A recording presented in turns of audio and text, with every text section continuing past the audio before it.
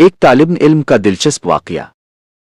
ایک مرتبہ بادشاہ اورنگزیب عالمگیر دہلی میں اپنے مسمن برج میں بیٹھے ہوئے تھے کہ ایک طالب علم گزرا۔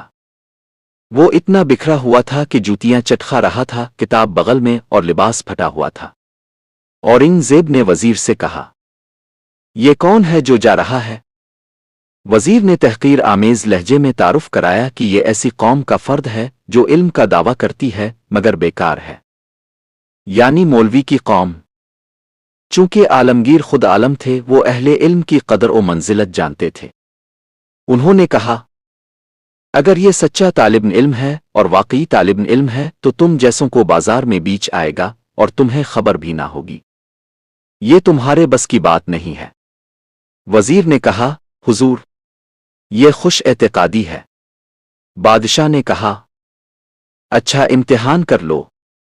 چوبدار کو بھیجا گیا کہ اس طالب علم کو بلا لاؤ۔ چوبدار طالب علم کے پاس پہنچا اور اسے حضور کے سامنے لے آیا۔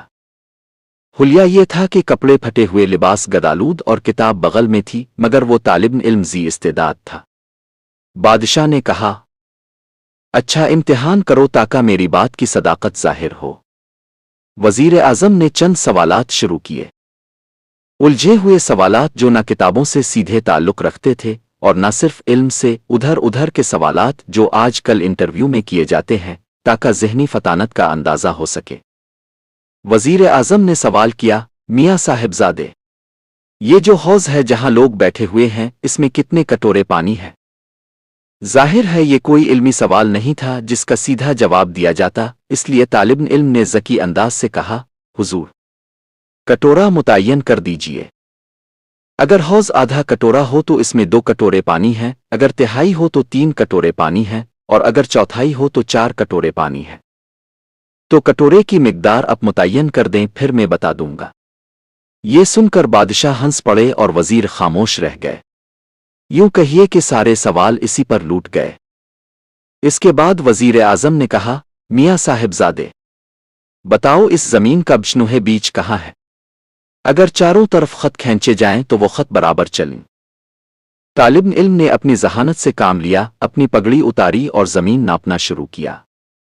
4 گز ادھر سے، 4 گز ادھر سے، اور وہاں کھونٹی گاڑ کر نشان لگایا۔ چاروں طرف تھوڑی تھوڑی ناپ کر بیچ میں ایک کھونٹی گاڑ دی اور کہا، یہ ہے زمین کا بیچ۔ اگر یقین نہ آئے تو اب خود ناپ لیجئے، اگر کچھ کمی بیشی ہو تو پھر مجھ سے ذکر کیجئے گا۔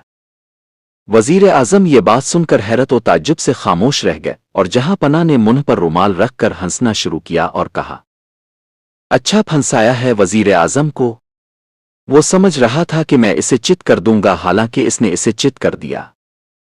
مگر اس قسم کی گفتگو وہی طالب علم کر سکتا ہے جو ذہین و فتین ہو اور صفت غنا سے بھی متصف ہو۔ پوسٹ پڑھ کر ری ایکٹ ضرور کیا کریں تاکہ ہم اگلی پوسٹ آپ کی خدمت میں جلدی پیش کر سکیں۔